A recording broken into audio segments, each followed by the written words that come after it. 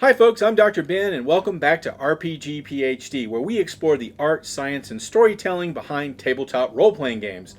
Today we're going to dig into one of the most fascinating and personal aspects of tabletop role-playing games: why playing a character can feel so real and so meaningful. We're talking about identity, performance, and catharsis. From Jungian archetypes to Goffman's social masks, and from the phenomenon of bleed to the healing power of narrative, we're going to unpack the deep psychological forces at work when you sit down to play your favorite character. Whether you've played a wise old wizard, a tormented vampire, or a bard who flirts with everything that moves, this episode is about how playing someone else helps us understand ourselves.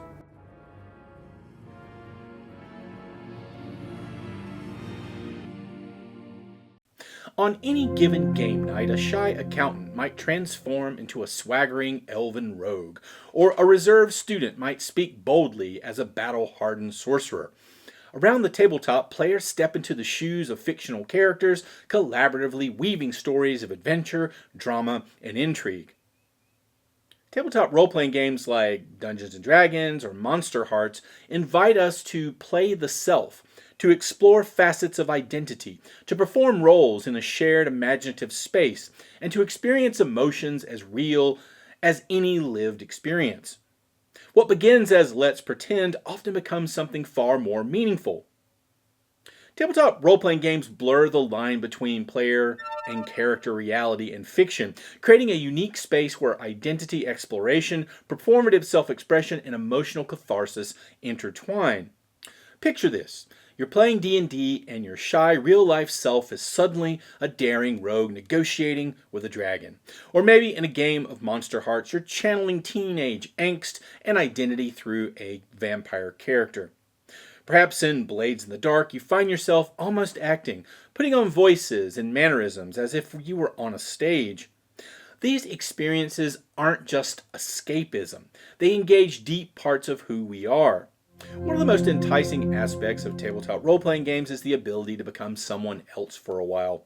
When creating a character, players often craft personas that embody ideals, traits, or struggles that fascinate them. In doing so, they're not just escaping reality, but often exploring their own identity from new angles. Psychological theories shed light on why this is so powerful. Let's connect this to Carl Jung, the famous psychologist.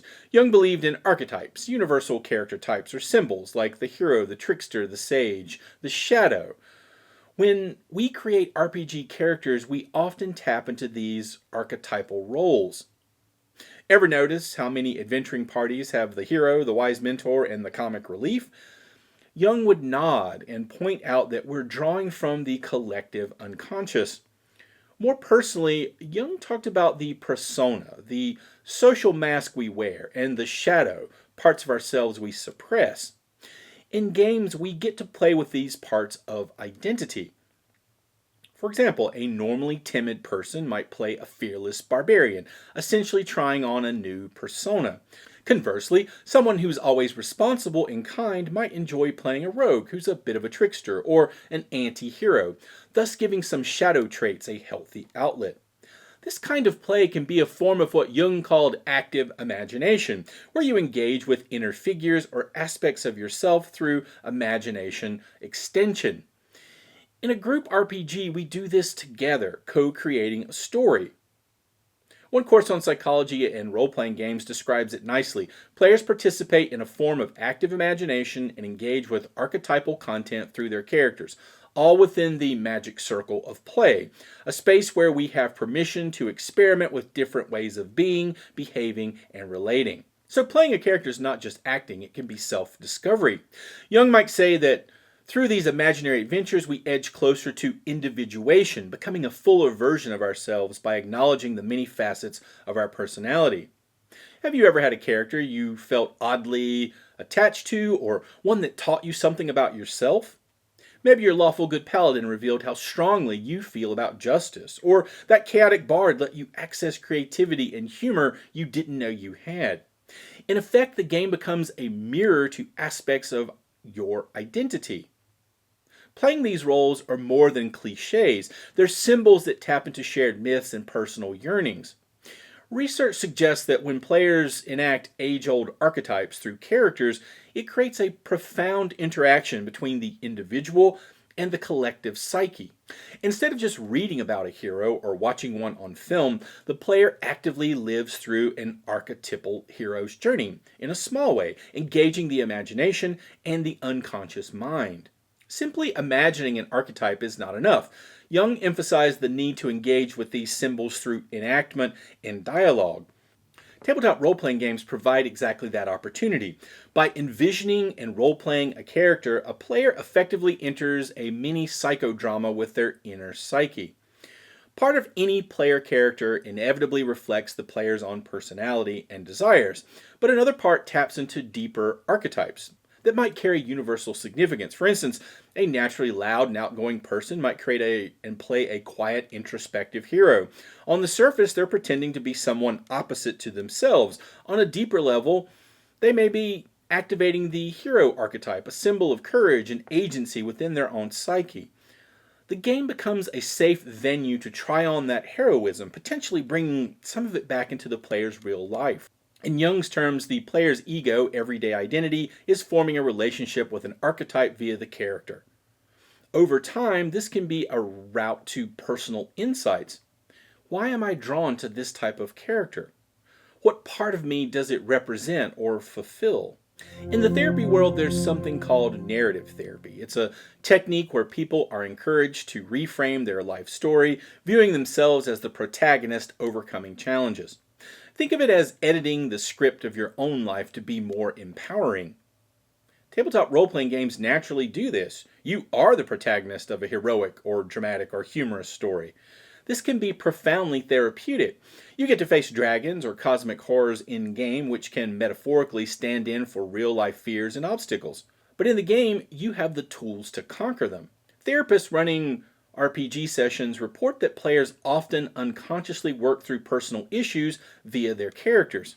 For instance, a player struggling with confidence might play a charismatic leader in D&D, gradually leveling up their real-world self-esteem as they see their character succeed. In a narrative therapy context, the game provides a safe space to explore one's mental health problems, allowing players to feel at ease while expressing themselves. The story we tell about ourselves can change. We're no longer a person who is anxious in social settings. Instead, during the game, perhaps we're Valeria the Bold, who negotiates peace between warring tribes. That experience can leave a lasting imprint, showing us that we can speak up, we can be courageous. A concrete example comes from gender identity. Many players have found role-playing games to be a welcoming realm to explore identity. A survey of D&D players found that participants felt safe expressing and exploring their gender identity while playing. In D&D, your character's gender, or even species, is yours to define, and you can try out different expressions without judgment. This kind of exploration in game can be cathartic and affirming, and sometimes helping people realize how they feel most themselves. The game Monster Hearts, which explicitly deals with teenage sexuality and identity, is another great example. It lets players explore attraction and the turbulence of youth through the metaphor of monsters. One might play a vampire struggling with desire and self-control, or a werewolf dealing with anger issues, all of which can mirror real personal struggles in a symbolic way. Players often report these games give them insight into their own feelings. Monster Hearts in particular is known as a high bleed game. We'll come back to bleed in just a moment, because the lines between player emotions and character emotions can blur when dealing with such personal themes. In short, RPGs function like a sandbox for identity. They provide structure, rules, a fictional world, and characters, but within that you have immense freedom to experiment. As one researcher put it, role-playing games provide a low-risk identity alteration environment. You can try on roles different from your primary self and see what it's like. Many of us find that empowering. It's not escapism from self, it's escapism into different parts of self. Beyond Jung, we can also view character creation through the lens of narrative identity. Modern psychology recognizes that we make sense of our lives by constructing narratives about ourselves, who we are, what we've been through, and where we're going. Tabletop role-playing games let players author stories on two levels: the group shared adventure and an individual character's arc. Often players instill bits of their own life experiences or questions into their characters' backstories and motives, consciously or unconsciously. This resembles techniques in narrative therapy where clients are encouraged to reframe personal experiences as stories, sometimes even fantastical ones, to gain perspective and healing. A player might not announce, "I'm doing therapy," but consider a scenario. Someone who felt powerless in childhood might enjoy playing a mighty sorcerer who can control magical forces. Through that role, they symbolically rewrite the narrative of powerlessness into one of empowerment. Such play can build resilience. Indeed, researchers have noted that role-playing games hold great potential in the context of narrative therapy for building resilience. The key is that the fictional setting provides a safe distance to confront real feelings. Problems can be externalized as dragons to slay or moral dilemmas for the character, allowing the player to work through them by proxy. Many players can attest to the personal insights gained from long-term campaigns. Perhaps they discover they enjoy taking on a leadership role in game, which encourages them to be more assertive outside the game. Academic studies of tabletop role-playing game players back up these anecdotal observations. In one qualitative analysis, players reported that playing D&D allowed them to face personal fears and emotions in a fictional context that meant something, often in ways they felt wouldn't be possible in real life. Several of the players in that study revealed that they had even worked through childhood trauma, in part by playing D&D, using the game's narrative as a framework to confront internal conflicts and stress. Crucially, this kind of identity exploration was not isolating. It was supported by the group. The sense of community and belonging in the gaming group gave them a foundation of safety and experimentation through their characters, which led to improved real-world social skills and new relationships. In other words, by trying on different identities in the game, they became more adept and confident in their own skin outside of it. This finding echoes what many in the RPG community have long suspected: the character you play can help you grow as a person. The character is like a mask that paradoxically lets truth shine through. Sometimes you need to don an elf or vampire mask to express feelings and aspirations you couldn't otherwise. It's important to note that not every character is a deliberate psychological exercise. Sometimes a fighter is just a fighter, made for kicking down doors and having fun. But even then, the freedom to act as someone braver, bolder, or even morally different than oneself can reveal facets of personality. A normally risk-averse person might delight in their impulsive rogue's antics, later recognizing, maybe I do have a spontaneous side after all. RPGs provide a low-stakes environment to experiment with this identity. If things go wrong, it's just a story. But if things go right, the emotional rewards and self-understanding can be very real. Have you ever noticed how a tabletop session can feel a bit like improvisational theater? Players speak in funny accents, gesticulate wildly describing their actions, and really get into character. This is the performative self-expression side of role-playing games. Sociologist Irving Goffman famously argued that social life is like theater. In any interaction, we present a certain face or role to shape how others see us. He called the public image we project the front stage self, and the private aspects we conceal the backstage self. Goffman called this the dramaturgical model of social interaction. For example, you act one way on stage, at work or school, and another way backstage, when you're alone or with close friends. We all wear different masks for different audiences. What's special about the tabletop role-playing game context is that everyone around the table agrees to enter a shared imaginary stage. Game studies call this the magic circle of play, the idea that a game creates a temporary world apart from ordinary life with its own rules and reality. Within this space, the usual norms are suspended and special rules obtained. The gaming table or virtual tabletop becomes metaphorically a sacred stage where everyone consents to treat make-believe seriously. A dining room on Friday night might simultaneously be, in the magic circle, a haunted castle or a bustling space station.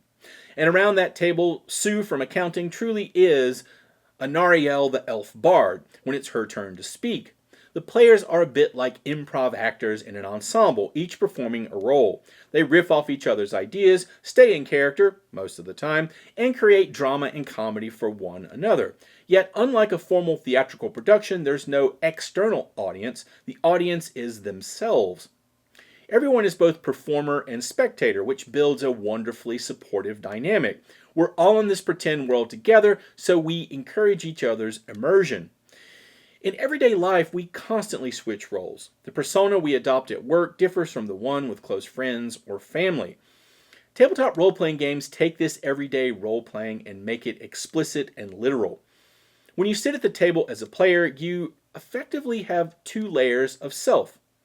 Player you, who is a real person in a room with friends, perhaps sitting relatively backstage in comfy clothes, snacks in hand, and character you, who is on stage in the imaginary world, wielding swords or casting spells in front of an audience, the other players.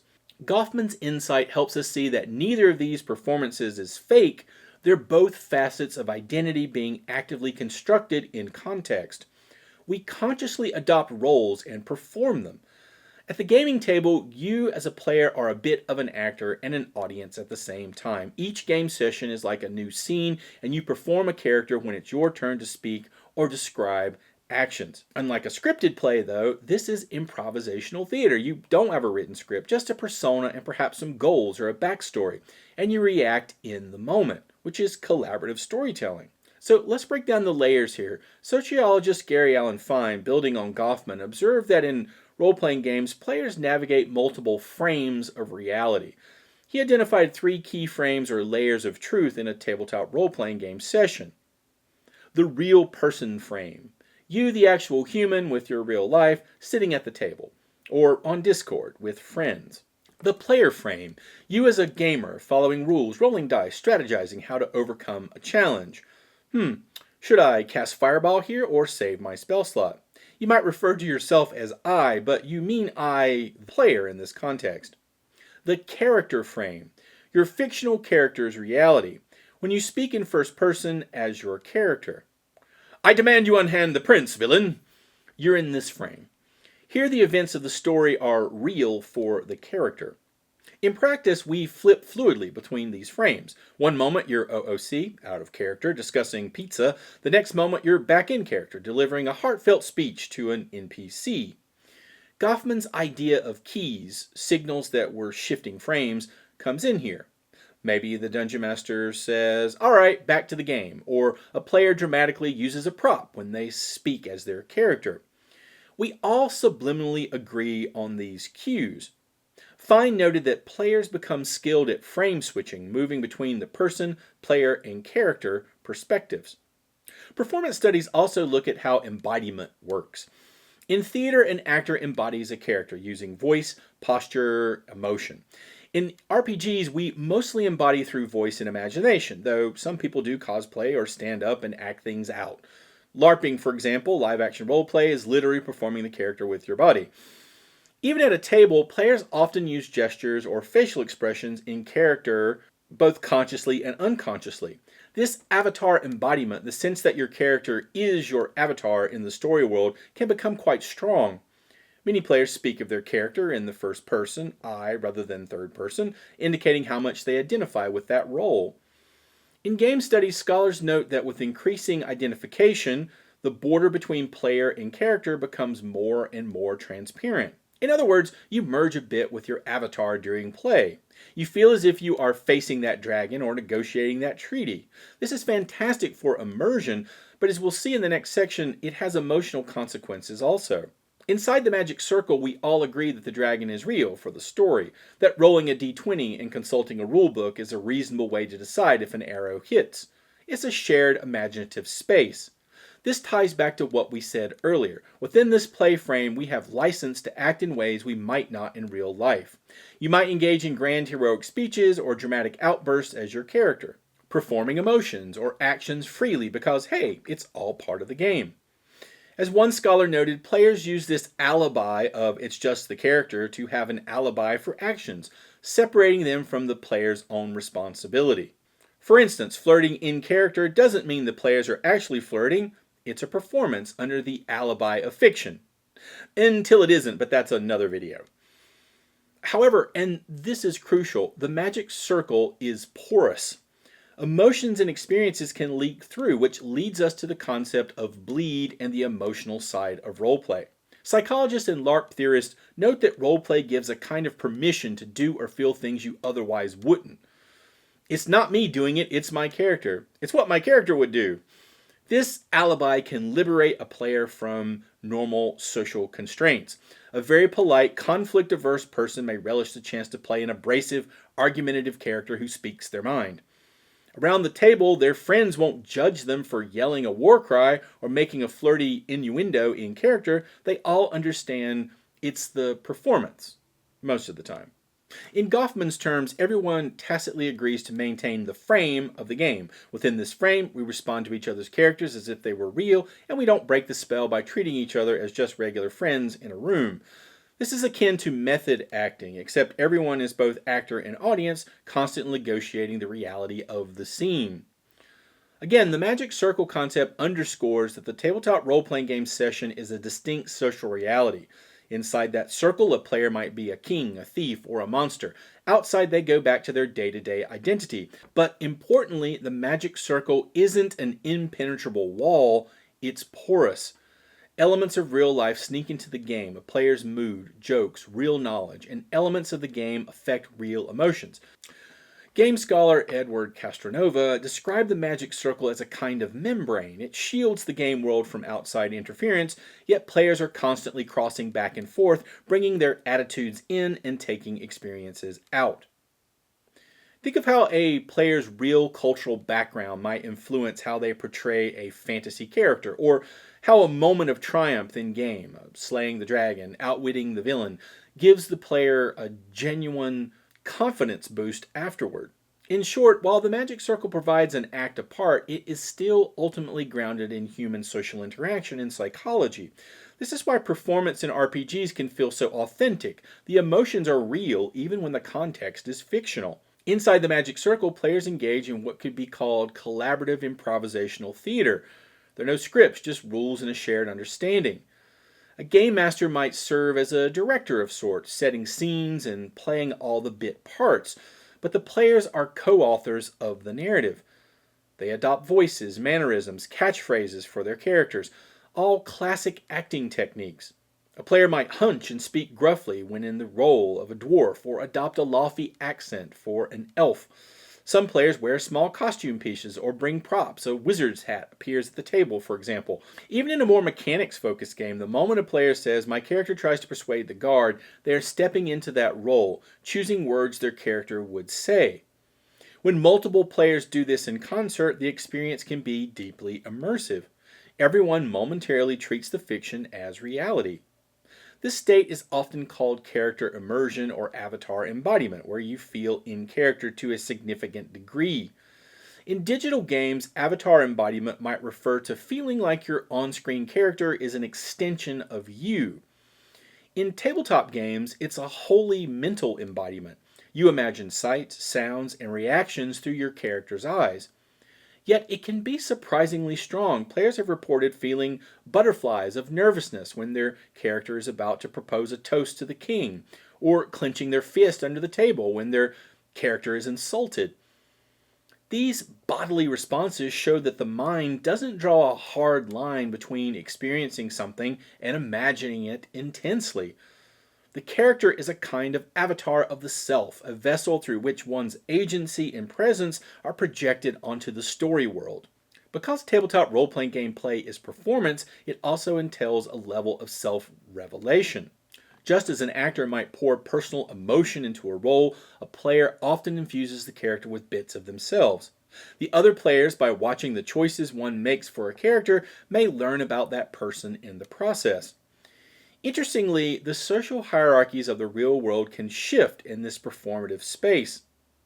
The scholar Sarah Lynn Bowman notes that in role-playing, normal social statuses often fall away, creating a liminal experience where, say, a parent and child who play together momentarily shed their usual roles. If the child is playing the mighty hero and the parent a humble sidekick, the power dynamic flips around the table. Everyone treats the character's status, not the player's, as what matters.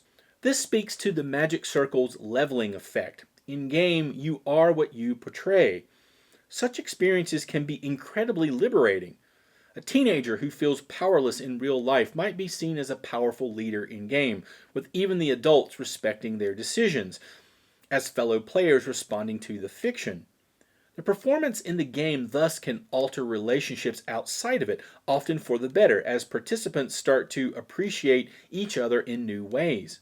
I didn't know you had it in you to be so commanding. Tabletop role-playing games highlight the performative nature of self in a playful context. Players consciously don masks, their characters, and enter a shared pretend space where everyone agrees to treat those masks as real for a time.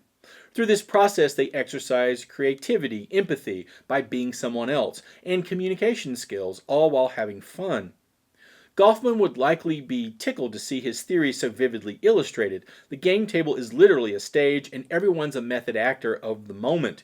And crucially, this performance is not about deception or hiding one's true self. Paradoxically, it can be about expressing the true self more freely. The elf bard singing a song of bravery might just be a player mustering courage to speak up. A performance that, in a roundabout way, reveals the player's own voice. The Magic Circle, therefore, is both a stage and a sanctuary, a special arena where we play out and act a part, yet in doing so often speak truths that resonate when the dice are packed away. Tabletop role-playing games are not only intellectual or imaginative exercises, they can be deeply emotional experiences. Stories, by their nature, evoke feelings: triumph when our plan succeeds, heartbreak when a beloved NPC dies, tension in a desperate battle. Role-playing games can be a roller coaster of feelings, and this emotional engagement is a large part of why they are so compelling, and also potentially therapeutic. One of the reasons we play is the emotional catharsis it provides. Catharsis originally comes from Aristotle's idea of purging emotions through drama. You watch a tragedy, have a good cry, or feel a sense of release. In our case, you're both audience and actors of the drama, so catharsis can be even more personal. By going through intense fictional events, players get to experience and release emotions in a controlled, safe environment. The game becomes a form of emotional sandbox, where one can confront dragons, both literal and metaphorical. Think of a moment in a campaign that made you strongly emotional. Maybe your character finally stood up to the villain who represented, say, their abusive parent figure, and in doing so, you as a player felt a sense of closure or courage regarding something in your own life. Those tears you shed or that adrenaline you felt were real, even though the scenario was fictional. This kind of emotional release or insight is catharsis in action. Researchers have started to document these benefits. In a recent study, a team had adults play D&D for 8 weeks and observed significant decreases in depression, stress, and anxiety among the participants. One reason, the lead researcher noted, is that players often say playing D&D is cathartic and provides a space to express emotions in the game without concern for outside consequences. Because it's just a game, you might feel freer to let out emotion. Need to vent anger? Have your barbarian yell in rage and cleave an orc in two. Feeling sad? Perhaps your character's melancholy monologue about a fallen comrade lets you safely cry. The game provides a safe container for feelings. However, that leakage of feelings between player and character is exactly what game scholars and designers call bleed. Bleed is when the line between player and character starts to blur emotionally. Bleed is experienced by a player when their thoughts and feelings are influenced by those of their character, or vice versa. In other words, your character's emotions bleed into you, and your emotions bleed into your character. Bleed in. Your own real emotions, mood, or experience affect your character's behavior. So you're actually having a bad day, so your unusually sunny cleric is uncharacteristically grumpy in-game. You bleed your feelings in. Bleed out. Your character's situation affects you outside the game. After an intense in-game romantic scene, you, the player, feel butterflies towards the other player or feel emotionally vulnerable. Or you walk away from a session where your character was betrayed feeling genuinely upset at your friend who played the betrayer, even though you know it was fiction. Neither of these is inherently bad. In fact, at its most positive, Bleed can produce powerful moments of catharsis. When a player and character's emotions sync up, it can lead to a really meaningful emotional release. You might have an epic cry or a triumphant feeling that impacts you for days. That's a sign the experience mattered to you personally. In Nordic LARP circles, who talk a lot about bleed, they even design games to cause bleed on purpose, aiming for artistic or therapeutic outcomes. One article notes that bleed experiences often yield catharsis when handled well, giving players insight or relief. A player on the Vampire the Masquerade online server explains it succinctly. Bleed is what happens when you feel so connected, so emotionally invested in your character that the events and emotions they go through start to bleed into your psyche and personal life. When managed well, this means you deeply empathize with your character.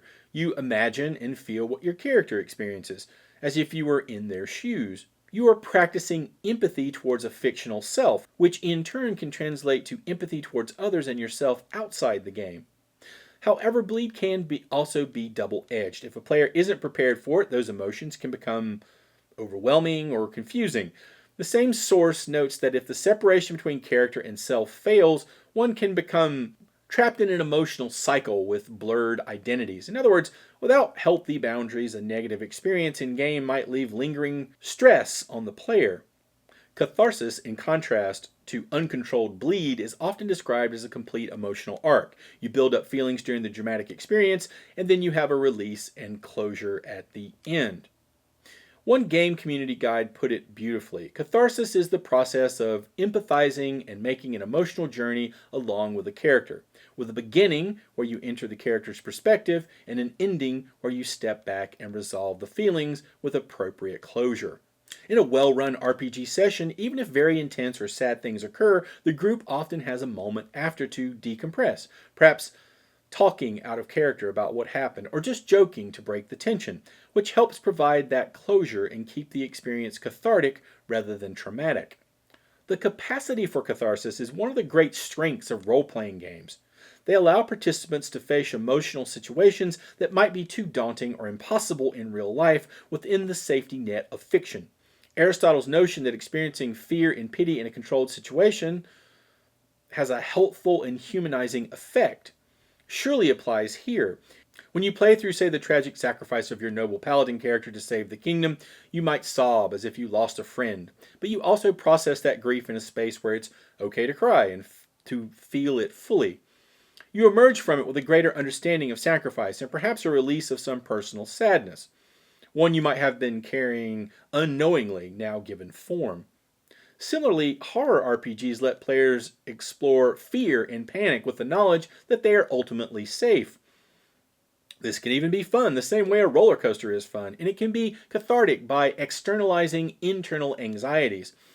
As one analysis of players in a long D&D campaign found, the fictional experiences allowed them to interact with their own emotional content in a way that felt meaningful and safe, and that they felt was only possible in a fictional world. By projecting internal struggles onto the game scenario, players could confront them and experiment with solutions. 5 players in that study even noted they successfully navigated past traumas by reimagining them through gameplay. For example, a player who had felt helpless during a real-life crisis might play a character who faces a similar crisis and finds agency, thus rewriting the narrative and soothing the old wound. However, bleed can also be negative if not managed. For instance, feeling real panic from a horror game could be overwhelming, or a player might develop real resentments if their character is mistreated and they can't separate the feelings. This is why many gaming groups, especially those tackling heavy emotional content, use safety tools like the X card to tap out of uncomfortable content, or having debriefs after sessions to process feelings. The goal is to maximize positive catharsis and minimize any unintended emotional harm. It's fascinating that for decades, traditional game studies insisted on a strict separation of game and reality, the whole magic circle being impermeable. But players always knew that wasn't entirely true. The term bleed came from the Nordic LARP community as they recognized the competing realities of everyday life and gameplay influence on one another. Emotions are real even if the context is fictional. Now that academia has caught on, scholars write about how play and reality intermingle. In fact, we can't fully isolate our true self from our player self. And would we want to? Probably not. That's where the magic lies. Let's bring this back to our games. When you deeply embody an avatar, you will feel some of what they feel. If your Blades in the Dark character is nervously sneaking through a ghost-infested alley, you might notice your heart rate climbing. If your Monster Hearts character gets their heart broken at the prom, you might feel legitimately sad because you've been channeling real memories of teen heartbreak. A bit of emotional projection happens too. We might project our personal hopes or fears onto the character's situation. The upside is, through these projections and bleed, RPGs can serve as a kind of emotional sandbox. They let us process feelings in a guided way. It's almost analogous to psychodrama, a therapy technique where people role-play scenes from their life. You get to experience emotions in a fictional setup that can give perspective on real issues. And even if you're not consciously doing therapy, it often happens organically. How many times have you finished a session that was intense and felt emotionally drained, but also kind of cleansed or satisfied? That's the catharsis we're talking about. To illustrate, consider a quick case. A D&D group ran a campaign where one player's character, who had a strained relationship with his in-game father, went through a dramatic reconciliation scene with that NPC father.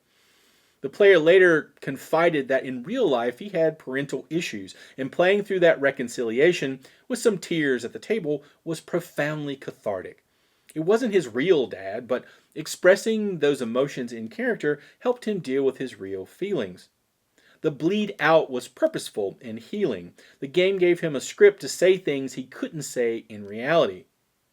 This is the kind of emotional impact tabletop role-playing games can have. One of the magical aspects of role-playing games is how they create bonds through shared story. As a community piece on Bleed notes, it unites people and brings us joy as we are able to experience things we would not normally experience in our daily lives. When it's balanced, we share those tense moments and happy ones. In other words, the group catharsis is a social glue. Those remember when moments from a campaign, remember when our party stood on that hill and said goodbye to the NPC who sacrificed himself, become part of the friendship's history. They feel significant, sometimes more so than actual events, because they carried emotional truth. From a therapeutic standpoint, it's no surprise that some counselors and psychologists have started to use tabletop role-playing games in therapy sessions or social skill groups. Playing a character can provide a buffer for people with anxiety or trauma, allowing them to express themselves indirectly. The collaborative nature of RPGs builds trust and communication. One study in a clinical setting found that even a small D&D group helped increase participants' confidence and ability to cope with unexpected events, and that those skills did transfer to real life. Another scholar argues that D&D characters are like semi-independent personae of the players, encapsulating parts of their personality that can actually aid in personal development and mental health. This suggests the emotional work and catharsis done via a character isn't frivolous. It might be comparable to trying out new coping strategies or perspectives in therapy. Indeed, the aforementioned concept of narrative therapy aligns with this. By restoring one's experiences in the game, players can achieve real psychological shifts. And crucially, it's enjoyable. Many players might shy away from explicitly therapeutic activities, but they'll happily slay dragons and negotiate peace treaties in imaginary worlds, incidentally reaping therapeutic benefits. We should note that not every session of every game is emotionally intense or cathartic. Sometimes you just have lighthearted fun, cracking jokes as you dungeon crawl. That in itself can be cathartic in the sense of stress relief. Laughter and escapism are valid emotional outlets. Tabletop role-playing games run the gamut from goofy to gut-wrenching. Part of their beauty is this flexibility. Groups often calibrate the tone to what they're comfortable with. Some nights the same campaign can shift from dramatic roleplay to casual banter. Okay, enough heavy stuff. Let's goof off in town for a bit. This ebb and flow also contributes to long-term emotional sustainability of the game, assuring that when the big moments hit, they hit hard and feel earned. And there's breathing room afterward. Tabletop role-playing games are often lauded for their fun and escapism, but as we've explored, they are equally noteworthy as arenas of personal expression and growth. When we gather around a table or a screen to roll dice and spin tales, we're doing something profoundly human, imagining ourselves as other selves. In that act, we may discover pieces of our own identity, test the boundaries of who we are, and safely release emotions that everyday life seldom calls forth. The identity exploration in RPGs lets us wear masks that paradoxically allow our true selves to speak. The performative aspect turns social interaction into a form of art where each player is actor and audience, creating a shared reality where ordinary social rules bend and creative freedom reigns. Role-playing games may be made of rules, dice, and imagination, but they also tap into something very real. They let us explore who we are, try on new roles, and sometimes even heal old wounds. Whether you're leading a rebellion in Blades in the Dark, navigating heartbreak in Monster Hearts, or just cracking jokes in a D&D tavern, you're not just playing a character, you're playing the self. And that's powerful. If you enjoyed this video, give it a like, subscribe, and share it with your gaming group, and let me know in the comments. What has a character taught you about yourself? And as always, thanks for watching. See you next time.